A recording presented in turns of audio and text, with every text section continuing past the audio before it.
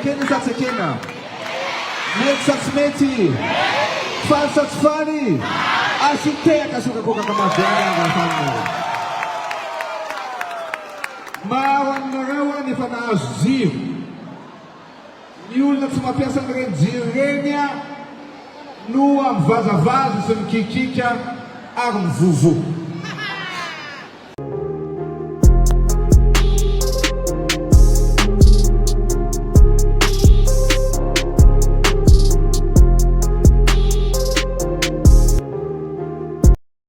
Faly miarabatsika jiaby amindray mpanaraka ny chaîne vaovao malagasy. Araka hitantsika video fanokefitsy nataon'ny filoha Andrinirina Rajoelina teo fa hoe izay tsy nahazo jirona koa izy dia mivazavaza mikikika fa indrindrindrindra fa hoe mivovo na ny mpanohitra teniteneny eto na izay tsy nahazo ny jirona koa zay. Mampametra-panontaniana ho antsika rehetrarehetra zay fa hoe filoha ray aman-dreny vahoaka malagasy rehetrarehetra ve no mba tsy manaja tena miteny amin'ny vahoaka rehetrarehetra fa hoe mpivovo reo. Averina aminao ary le teniny zay ary amena sironao ianao tsy tenena intsony hoe filoha Andrinirina Rajoelina na hoe filoha Rainolainga fa atao hoe filoha mpivovo. Tianao ve? Ekenao ve? Indrindrindrindra na mpisolelaka na mpanaradia mpitehatehaka aminao reo hoe tsy atao filoha Andrinirina Rajoelina tsony fa atao filoha mpivovo. Mety raha ataonao amin'olona manko izy de hoe mety tsy haninina fa raha atao aminao zany izy de hoe hanahirana. Zany manko mametra-panontaniana ho antsika rehetrarehetra. Tsy de valapatraotsika fa amin'izao fotoana izao hitantsika amin'ny alalan'ny sary sy video zay zaraintsika zao nivoaka tao anatin'ny fahanginana mihitsy ny olona tsy mpiteny. Eo ihany koa i pasteur Jean-Luc zay izy manko raha tena marina misehatra amin'ny resaka fivavahana na hoe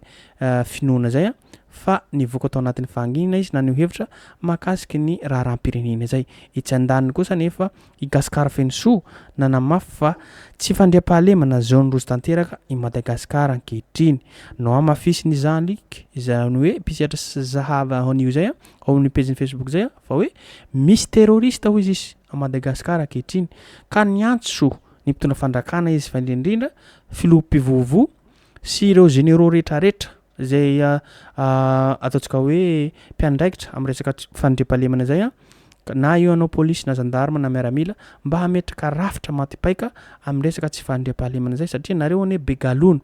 voatsela kory nareo nomena nampiakary ny gradinareo ary ny io koa ny anaranareo asehoy amin'ny vahoaka malagasy rehetrarehetra amin'izao fotoana izao fa tena mijaly ny vahoaka malagasy ankehitriny mihorohoro amin'ny resaka tsy fandriam-pahalemana zay. Koa miantso avy izy amin'ny rehetrarehetra ary nanome fisarana ihany koa manko Jean-Luc pasteur zay amin'ireo vahoaka malagasy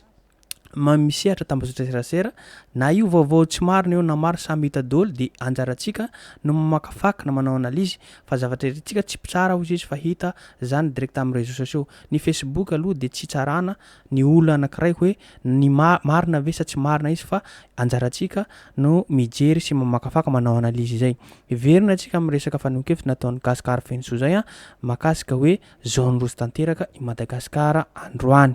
Madagasikara ray manontolo mihitsy ny voakasika ity insécurité ity ka tsy afaka ny hangina ny tenako amin'ny maso solombavamboaka ny malagasy izay. Hitantsika manko fa tsy hangina mihitsy Gaspard Fenso nefa hitantsika fa ny général Korotambi Kapsile ne Ravalomanana fa hoe tsy misy zany hoe resaka insécurité zany fa milamina ny vahoaka malagasy ankehitriny araka ny fanokefitra hitantsika miparitaka tamin'ny tambazotra serasera zay. Tsy andresapo ihany koa amin'izao fotoana izao na ny avy amin'ny premier ministre na ny filoha mpivovo izany ary malagasy pretanindrazana amintsika misy avalo no namoiny ainy vokatry ny fanafiana miaro vono olona tato anatin'ny ray volana monja miondrika ampanajana manoloana ireo vatina mangatsiaka ireo ny pretanindrazana hoe Gaspard Fenso solombavamboaka izay. Tomboko sokajiko zone rouge avokoa i Madagasikara alohany androany mba hafana miady amin'izao horohoro mahazo ny vahoaka izao. Indro ampatsaheviko aminareo ireo tranga rehetra izay mba fantatro amin'ity taona ity. Tamin'ny talata 7 janoary 2024 teo ray mpianakaviana mpivarotra nova tafika ary naratra mafy tao mangarano matao masina vola 580,000 d'ariary no lasan'ireo Jolahy. Nisy ihany koa tamin'ny 1 janoary teo Jolahy telo mitampiadina no nanafika ka nandroba tranombarotra mpamogady tao Ankiriry Toamasina ary vola versement rehetra tao an-tsena no lasan'izy ireo.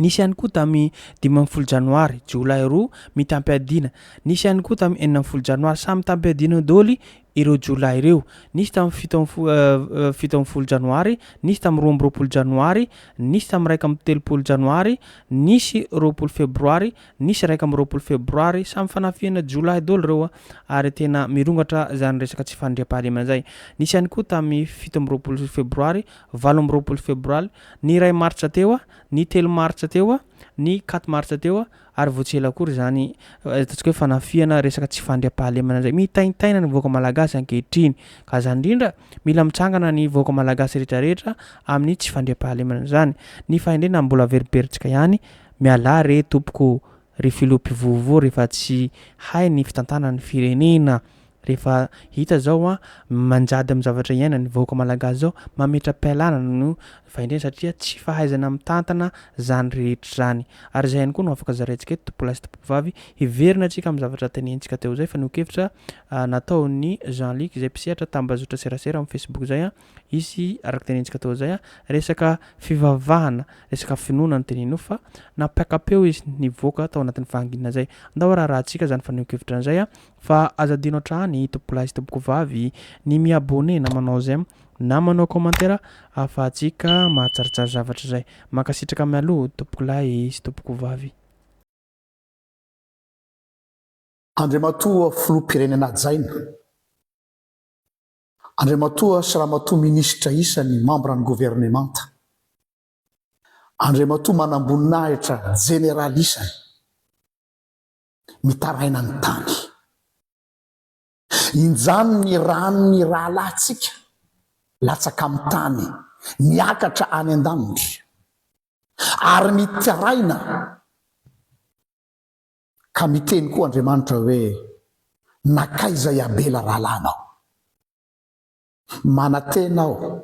fa tsy isika no hiteny tahaka ny kaina hoe moa ve zaho no mpiambina ny any rahalahako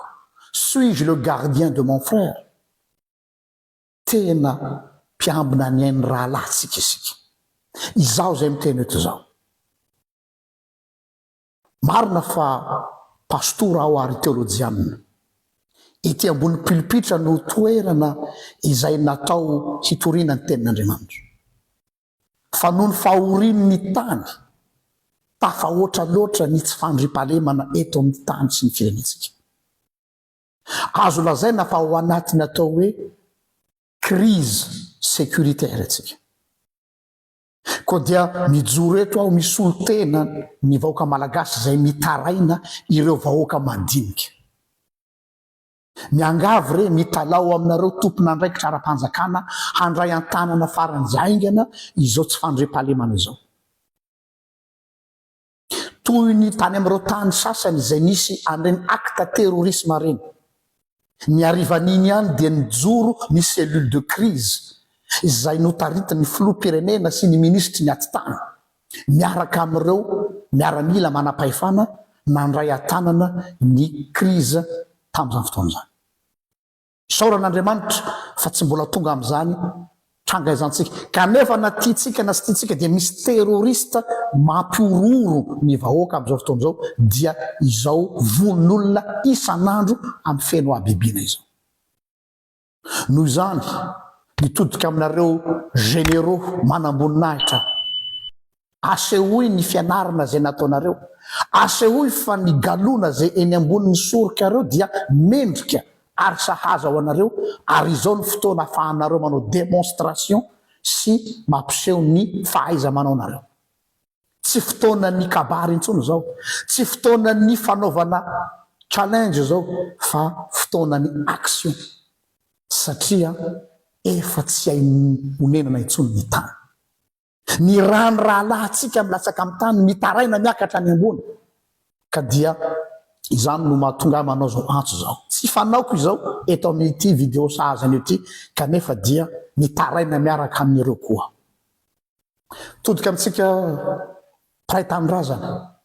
isaorana be deaibe isika nanana n'le atao hoe pression populaire